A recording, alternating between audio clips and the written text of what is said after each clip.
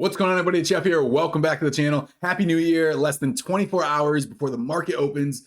First trading day of 2022. January is a very pivoting and important month.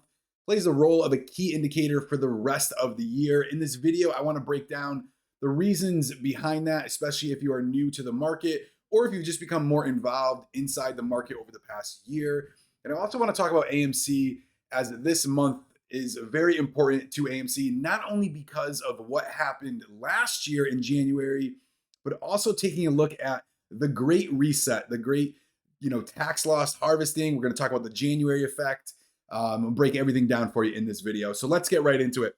First off, take a look at this article right here. Pretty much says it all. First 5 days indicator, which has a solid track record at predicting the year. When stocks finish the first 5 days higher, the S&P has been positive more than 80% of the time at a year-end average of about 13%.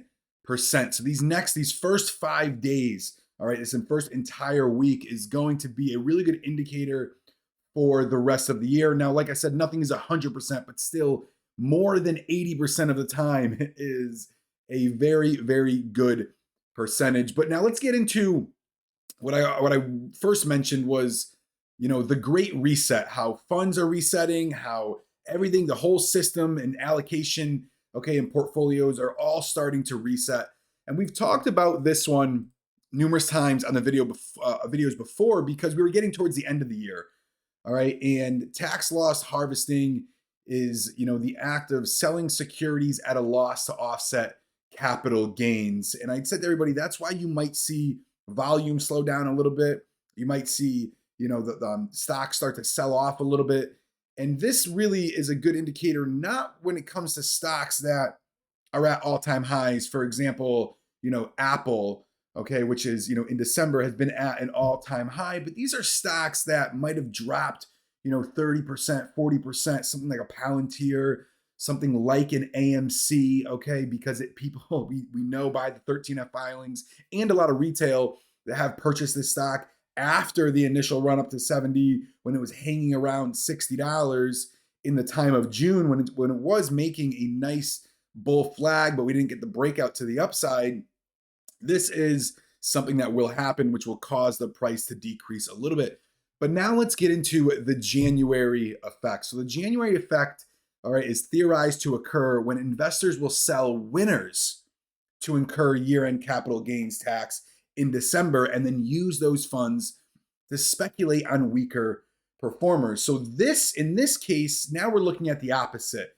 This is when, funds or big money might start to slowly sell off their Apple, which has made a big run. Now, Apple is not a stock that generally will be like Tesla, where it can run from about 600 to 1200 in a very, very short span. Apple tends to move a little bit slower. And it's already made a very big move for the stock and for how it moves in its channel. So this is the opposite, where investors will start to sell, their winners to get those capital gains, because they have a little bit different of an incentive when it comes to big money. They want their portfolio to actually show the biggest, gain for the year in order to attract new clients. Nobody's gonna go to Melvin Capital when you see, they lost, whatever it was, 30, 40%, so they have a little bit different of an interest than for, say, retail like you and I, where we want to pay the lowest amount as possible. And what they'll do is they'll start to look at other stocks that are beaten down, such as AMC, right, where it's sitting at, between that $28 and $32 level. It was very strong between 36 and say 42. Now we're seeing that $28 and $32 level where we're bouncing off in between. But they know that retail is still behind it. Movie theaters, are actually starting to recover a little bit. I mean, seeing Spider-Man in the numbers that they've done, all right, and making it Sony's biggest, production, it's going to change that industry and give motivation and affirmation that, these movie theaters, when they might have been nervous that, the industry was changing, but it only takes one good hit to really get the momentum back into it. And the fact that AMC and the CEO have done a good job in order to be able to line up how they're going to pay off their debt and so forth, it gives a good opportunity for these investors to dump back into these funds. So we'll be looking at that from a two-part perspective. One, you have small caps that tend to run in January. You're going to have everybody back to work. Maybe not the first couple days, but definitely with after the first week or two. Okay, and then you're also going to have all these new funds looking to pick up some stocks that are beaten down, and the January effect tends to be pretty strong. Now, in a previous video, I had mentioned that I had sold my Wish position, and it was ironic because somebody had commented saying that they thought that I was waiting for the Santa rally, but in a way, I just wasn't holding through it. So I had a big position in Wish, as you can see right here, context logic. All right, I had 15,000 shares. I sold for a 46,000, actually about $47,000 loss. You can take a look at this screenshot, which shows the activity. I sold this on December 1st, which was the perfect time frame, and I'm going to tell you why. And it's going to clear on December 3rd. And as you can see, 15,000 shares I unloaded at 356. Now, the reason why I did this during that time frame is twofold. One, because the Santa rally happens the last 5 days of the trading year and the first 2 days of the former trading year. So what I am looking for is to be able to see if Wish is going to, or this stock or any stock you're looking to unload, but in my case, Wish is going to get some action from the Santa rally, because I don't want to just get into it at a low, because chances are if there's no action to it, it's just going to continue making lower lows. I want to show there's a change in direction. So I want the Santa rally to show me there's a change in a direction so I can get back into it. Now, here's the other reason why I did this on the first is because in order to be able to take that $47,000 loss and offset my capital gains and have this not be a wash sale, there has to be 30 days before I can buy back. So if you sold this on December 30th, yeah, you can take that $47,000 loss off capital gains for 2021, but you can't buy this until 30 days prior. So I can't buy this until the end of January. And I know January, like I said, gets hot for small caps, Santa rally, and so forth. So I wanted to be able to position myself to be able to have the ability to buy this stock come tomorrow. Now, like I said, I'm going to wait for the stock to show me. Doesn't mean I might even buy this. Let's say it could be under 356. It might be over. That's fine. I want to make sure the stock shows me its change of direction because it's been downtrending for a long period of time. So this is something that is very common. And like I said, I positioned myself very well for this specific stock. And there was a lot of people that bought AMC in the 60s.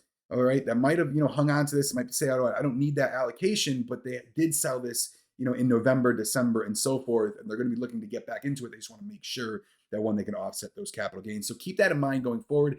The last thing I want to take a look at is the institutional ownership, because there's a couple things about this, and I'm going to highlight. First off, you have this graph right here that shows at the end that the institutional ownership of shares is at an all-time high.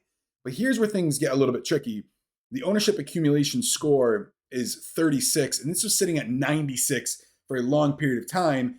And if you remember in previous videos, I've always told you that these third-party, services, platforms such as, Fintel and Ortex and MarketBeat and so forth, they pull all this information that it's very hard to find what exactly is 100% accurate. So that's a little bit contradicting right there.